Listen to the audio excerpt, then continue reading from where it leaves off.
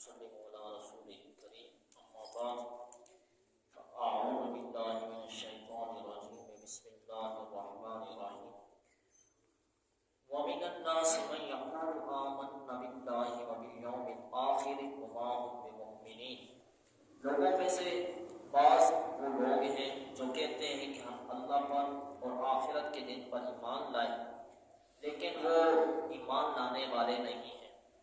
يخادعون الله والذين آمنوا وما يخدعون إلا أنفسهم وما يشعرون۔ وہ اللہ کو اور مومنوں کو دھوکہ دیتے ہیں،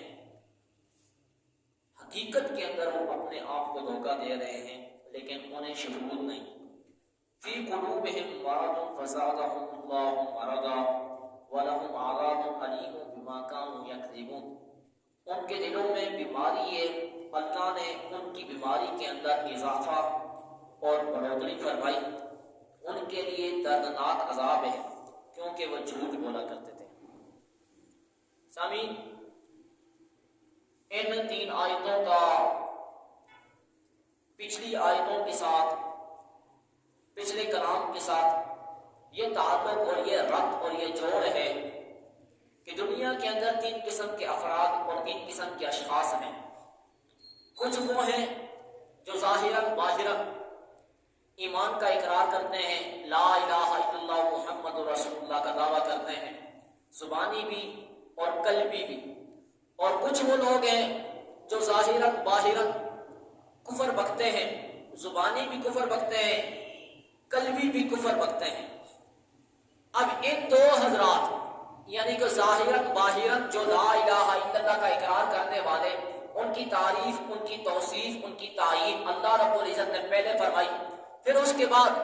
جو ظاہراً باہراً کفر بکنے والے تھے ان کے لیے دو آیتیں تلاوت فرمائی گئی اور بیان فرمائی گئی۔ اب یہاں سے تیسرے نمبر پر اور تیسرا گروہ اور تیسرا طبقہ اور تیسرا درجہ ان کا ہے جو زبانی تو لا الہ الا اللہ کا اقرار کیا کرتے تھے، جو زبانی طور پر کہتے تھے کہ ہم کیا ہیں مومن، لیکن دل کے اندر ان کے خود سے باطن تھا، وہ ایمان کا اقرار نہیں کرتے تھے بلکہ قلب ان کا کیا تھا، کفر پر متمکن تھا، ان کے دلوں کے اندر کیا تھا، کفر چھپا ہوا تھا۔ ان حضرات کے متعلق اللہ رب العزت نے فرمایا کہ وہ زبانی کہتے ہیں کہ ہم اللہ پر اور یوم آخرت پر ایمان لائے، حقیقت کے اندر وہ مومن نہیں ہیں۔ اب ان آیتوں کا اور ان قرآن پاک کی نشانیوں کا جو شان نزول اور جو سبب نزول ہے وہ رئیس المنافقین عبداللہ بن ابی کے متعلق ہے کہ جس وقت حضور علیہ الصلوۃ والسلام کی تشریف آوری اور آپ کا شہرہ آفاق عالم کے اندر پورا ببانگ دہل پھیلنے لگا، تو اب ان کے دلوں کے اندر جو کفار تھے، ان کے ذہنوں کے اندر، ان کے دل کے اندر، ان کے قلوب کے اندر اور ان کے اذہان کے اندر یہ بات بیٹھی ہوئی تھی کہ انہوں نے یہ ایک مشورہ کیا، اپنی طرف سے انہوں نے ایک سوچ بنائی ہوئی تھی، ان کی ایک تھنک تھی کہ ہم کیا کریں گے، عبداللہ بن ابی کو رئیس بنائیں گے، سردار بنائیں گے، اپنا سردار بنائیں گے اس کو۔ اب جب حضور علیہ الصلوۃ والسلام نے اسلام پھیلانا شروع کر دیا، لوگوں کو اسلام کی اور ایمان کی دعوت دے دی، تو اب رئیس المنافقین عبداللہ بن ابی کی یہ جو مشاورت اور یہ جو مشورے اور یہ جو ارادے اور یہ جو ان کے قصد تھے وہ ویسے کے ویسے پڑے ہی رہ گئے۔ اب حضور علیہ السلام کا شور آفاق عالم کے اندر اور زیادہ پھیلنے لگ گیا، لوگ حضور کے دامن کے ساتھ وابستہ ہو گئے، حضور علیہ السلام کے ایمان کے اندر اور اسلام کے اندر اپنے آپ کو داخل کرنے لگ گئے۔ ان کے جو مقاصد تھے، ان کے جو شوق تھے، ان کے جو مشورے تھے وہ درے کے درے رہ گئے۔ تو اب انہوں نے ایک چال چلی کہ ہم کیا کریں گے، حضور کے ساتھ ظاہری طور پر تو رہیں گے، ہم یہ کہیں گے کہ ہم حضور کے ساتھ ہیں، لیکن اندر کے اندر ہمارا ویسے کے ویسا کفر باقی رہے گا جیسے پہلے تھا۔ اب انہوں نے یہ سوچی، انہوں نے یہ مشورہ کیا کہ ہم حضور کے ساتھ ظاہری طور پر لوگوں کو یہ دعوت دیں گے کہ ہم کیا ہیں، ایمان لے کر آ گئے ہیں، ہم اللہ پر بھی ایمان لے کر آئے ہیں اور یوم آخرت پر بھی ایمان لے کر آئے ہیں اور ہم رسول اللہ کے ساتھ ہیں، لیکن حقیقت کے اندر ہم انہی کافروں کے ساتھ، انہی سرداروں کے ساتھ اور انہی سرغنوں کے ساتھ ہوں گے۔ تو رب تعالیٰ نے ان کے متعلق فرمایا وَمِنَ النَّاسِ مَن يَقُولُ آمَنَّا بِاللَّهِ وَبِالْيَوْمِ الْآخِرِ، کہتے تو یہ ہیں کہ ہم اللہ پر اور یوم آخرت پر ایمان لے کر آئے، لیکن حقیقت کے اندر ان کا کوئی ایمان ہوتا نہیں ہے۔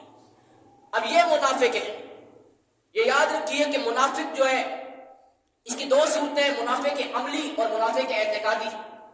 سب سے بدترین وہ منافق ہے جو اعتقاد کے اعتبار سے اور عقیدے کے اعتبار سے کیا ہو منافق ہو۔ اب عقیدے کے اعتبار سے منافق، بدترین منافق اور بدترین کافر وہ ہے جو اللہ رب العزت کی شان الوہیت کے اندر اور رسول اللہ صلی اللہ علیہ وسلم کی شان رسالت کے اندر تان اور تشریح کرے اور رسول اللہ صلی اللہ علیہ وسلم کے بارے میں طنز کرے، وہ کیا بدترین منافق۔ اس کے بعد جو صحابہ اکرام علیہ رضوان پر تبرہ کرے، سب و شتم کرے، یہ منافق کیا پرلے درجے کا ہے۔ نبی پاک علیہ الصلوۃ والسلام نے جن ہستیوں کے متعلق فرمایا کہ یہ ہستیاں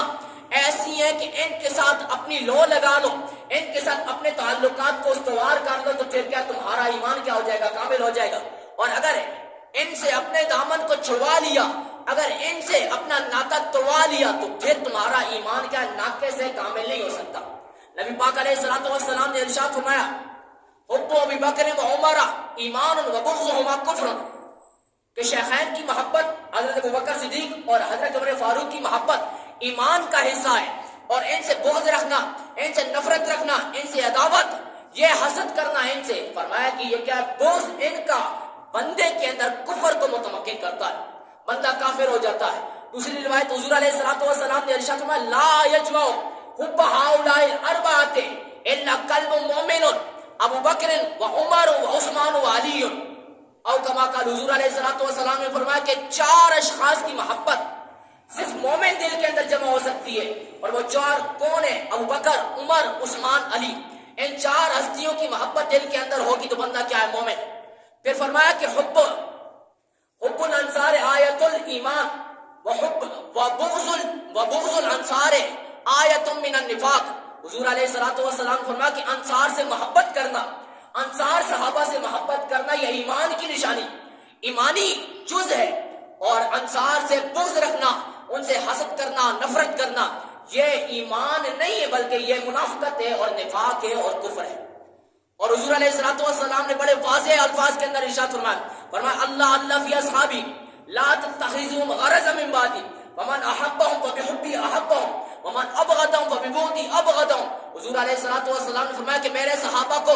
ہدف گفتگو نہ بنانا کہ تم کیا کرنے لگ جاؤ، ان کے اوپر تان تشریح اور طنز کرنا، ان پر اعتراضات کرنا، ان پر سب و شتم کرنا شروع کر دو۔ حضور علیہ الصلوۃ والسلام نے فرمایا کہ ایسا نہ کرو، بلکہ ان سے محبت کرو میرے سے محبت کرنے کی وجہ سے۔ جس کو مجھ سے محبت ہے تو اس کو چاہیے کہ ان سے محبت کرے، اور جو بندہ ان سے بغض رکھتا ہے، ان سے نفرت کرتا ہے، ان سے عداوت کرتا ہے، تو وہ گویا کہ مجھ سے نفرت رکھ رہا ہے، مجھ سے عداوت کر رہا ہے۔ اور نبی کریم علیہ الصلوۃ والسلام نے خود ارشاد فرمایا کہ صحابہ کی محبت کیا ہے؟ یہ ایمانی جز ہے، ایمانی حصہ ہے۔ اور علامہ قرطبی رحمۃ اللہ تعالی علیہ نے تفسیر قرطبی کے اندر ایک مقام کے اندر یہ لکھا کہ صحابہ اکرام علیہم رضوان ان کے تو کیا ہے بڑے بڑے درجات ہیں، بڑے بڑے فضیلت والے ہیں، افضل ترین ہستیاں ان کے اندر ہیں، ان کے اندر کوئی نچلے طبقے کا ہے ہی کوئی نہیں۔ جو بندہ ان کے اندر کسی چھوٹے سے چھوٹے صحابی پر بھی اعتراض کرتا ہے، تان تشریح کرتا ہے، تو وہ گویا کہ دین کی عمارت کے اندر نقب لگانے والا ہے، سوراخ لگانے والا ہے، دین کی بنیاد کو وہ گرانے والا ہے۔ آج کل اگر دیکھا جائے تو ہر طرف سے کیا ہے، صحابہ کرام علیہم رضوان پر کیا کیے جاتے ہیں؟ تان و تشریح کی جاتی ہے۔ لوگوں کو اپنے گریبانوں کے اندر جھانکنے کی فرصت نہیں ملتی، ان کو اپنے ایمان کی فکر کی کوئی مداوع نہیں ہوتا، ان کو اپنے ایمان کی کوئی خیر خبر نہیں ہوتی۔ صحابہ کرام علیہم رضوان پر کیا کرنا شروع کر دیتے ہیں؟ ان کا ایمان بندے تولنا شروع کر دیتے ہیں، ان کے متعلق تان و تشریح کرنا شروع کر دیتے ہیں، ان کے متعلق گفتگو کرنا شروع کر دیتے ہیں۔ وہ کہتے ہیں کہ فلاں صاحب کے جنگ کے اندر ان کے مقابلے کے اندر کیوں آئے تھے؟ تو صحابہ اکرام علیہم رضوان کے متعلق اور صحابہ اکرام علیہم رضوان کے متعلق تو بات کرنے کی ضرورت بھی نہیں ہے، بلکہ ہمارے علماء نے یہ فرمایا، آپ فرماتے ہیں کہ جو بزرگ حضرات ہوتے ہیں ان کے بھی خطاؤں کے اوپر گرفت کرنا، آپ فرماتے ہیں خطائیں بزرگان گرفتن خطا است، کہ بزرگوں کی خطا پکڑنا، کسی اپنے بزرگ باپ دادے یا پردادے یا لکڑ دادے، یہ جو اپنے بزرگ ہوتے ہیں ہمارے جو سلف صالحین ہیں ان کی بھی خطا پکڑنا، ان کے بھی کسی ایسی بات جو شریعت کے مناسب نامناسب ہو ان پر گرفت کرنا، یہ کیا ہے؟ بندے کی اپنی خطا اور اپنی غلطی ہے۔ تو بزرگوں کے متعلق تو ہمارے علماء نے یہ کہا تھا کہ بھئی ان کی بھی گرفت نہیں کرنی۔ تو لوگ تو کیا کرتے ہیں، صحابہ اکرام علیہ رضوان جن کے متعلق حضور علیہ السلام نے قرآن کے اندر بھی اور حضور کی فرامین اقتصا کے اندر بھی فرمایا گیا، جا بجا فرمایا گیا کہ یہ کیا ہے، کل وعد اللہ الحسنہ، اللہ نے تمام سے کیا کر لیا ہے، جنت کا وعدہ کر لیا ہے، بلائی کا وعدہ کر لیا ہے۔ اس لیے ہمیں اس پرفتن دور کے اندر اور پرنازک دور کے اندر اپنے ایمان کی بھی فکر کرنی چاہیے، اور جو حضرات صحابہ اکرام علیہ رضوان کے متعلق تان و تشریح کرتے ہیں ان سے بھی کیا کرنا چاہیے، کنارہ کرنا چاہیے۔ رب تعالیٰ سے دعا ہے کہ اللہ تعالیٰ ہمیں سمجھ